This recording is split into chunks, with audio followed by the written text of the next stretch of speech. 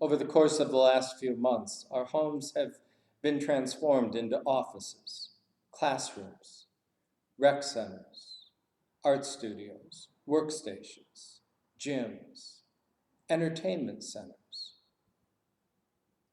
They are places where our groceries are delivered as well as our meals. They have become our shopping centers, as we now have become intimate with Amazon.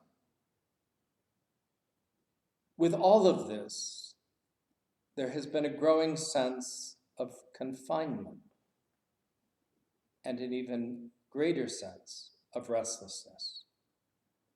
This restlessness has gripped all of us, whether consciously or unconsciously.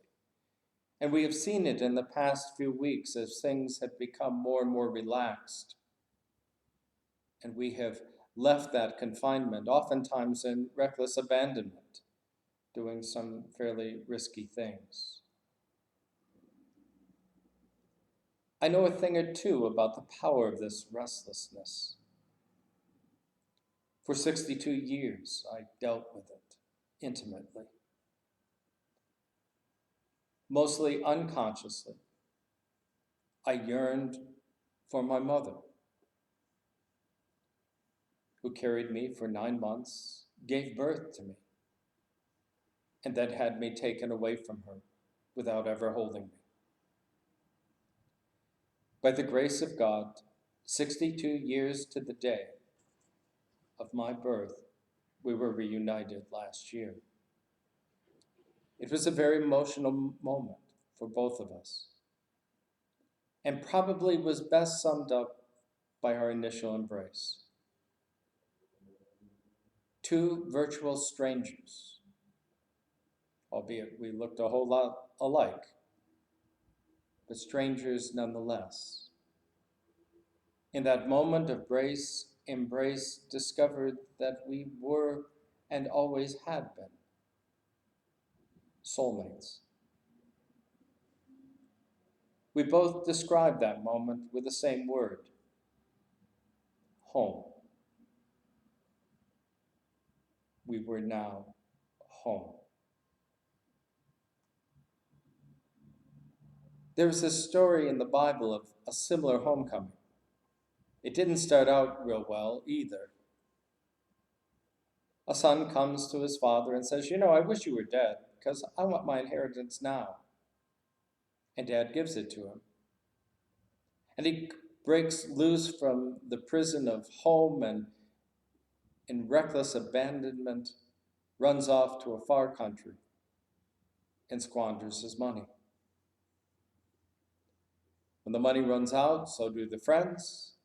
And not only that, but he finds that the nation is now in the midst of an economic crisis. And the only job he can get is tending pigs and eating the leftovers as salary. At some moment, he has an aha time. My father's servants would be treated better than I am. This is what I will do. I will go home and I will beg my father, I no longer deserve to be your son. Treat me as one of your hired hands. And this becomes his mantra as he makes his way home. But before he reaches home, his father sees him and runs out. When the son goes into his speech, falling on his knees, Dad picks him up and embraces him and begins to bark orders. Get a robe, a ring, and kill the fatted calf, because we are going to party. For he who was dead has now been made alive. He who was lost is now found. We have found home again, sort of. In this time of relaxation of the rules, we have struggled to figure out, what does this all mean? Some of us have found the answer of, it's all over. Let's get back to normal. While others struggle in fear. And still others, like me, who is an older son, starts to be responsible. I look at those who run around wearing no masks or not practicing social distancing and stand in great judgment. Who do they think they are? Don't they care about anybody else but themselves? You see, there was an older son in the story too, and he stood outside the party because he'd had enough of his father's generosity. Part of the difficulty of this time we're living in is to remember whose generosity has brought us thus far. It is not about presidential pronouncements or government sanctions. It's not the state health.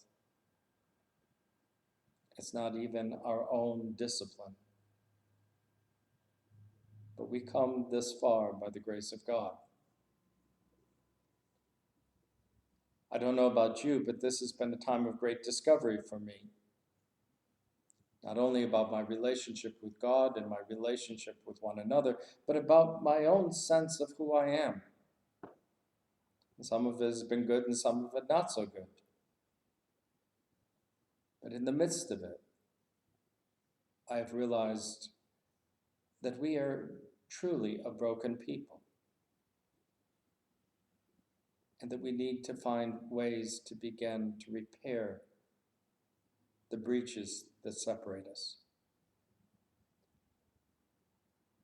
Part of that is to acknowledge the restlessness that comes from being homeless for so long,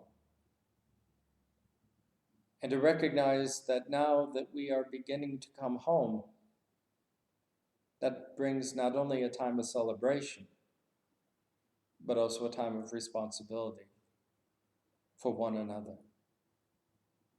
And so we need to be about the business of working together to discover that new world, that new home that God is even now gifting us with. How do we become more relaxed and yet still responsible for one another? It's not easy, but by the grace of God, there is a wonderful homecoming awaiting us all in the midst of all of this.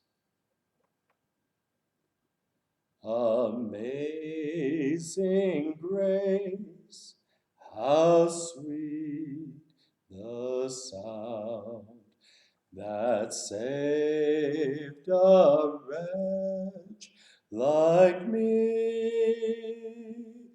I once was lost, but now am found, was blind, but now I see.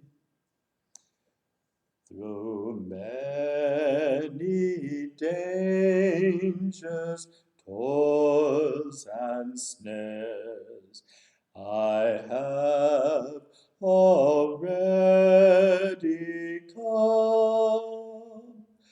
'Tis grace hath brought me safe thus far, and grace will lead